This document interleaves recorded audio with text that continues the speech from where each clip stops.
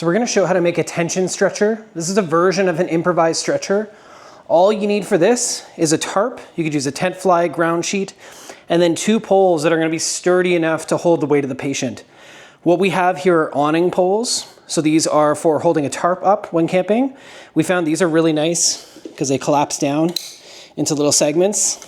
You could also use paddles and secure them together, long sticks, whatever you use. We're going to test it on a non-injured person first, just to make sure it doesn't break under the weight. All we do is we lay out our tarp. You can fold in your ends if they're a bit longer, if the tarp's a bit longer than the poles, because you want to be able to get to the end of the poles and use these to help carry the stretcher. Now the way we make this system is we're just going to fold one side over and the other side over top. And the reason we do that and we don't roll the poles into the tarp is if you roll them in, because it's a pretty slick pole, as you lift it, the tarp system is going to on-roll. This tension system uses the body surface tension to help hold that stretcher in, and it's a much more secure system. So a big thing with these poles is you want to get them fairly tight to the patient, about the patient width apart. You can even put a sleeping pad on top of this to make it more comfortable. Like I said, all we're going to do is take one side, and we're going to fold this over.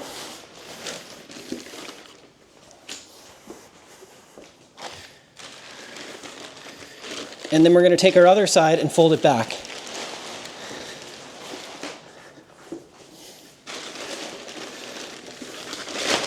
Okay, any excess, we can fold in again, just so we got all that material tucked in out of the way.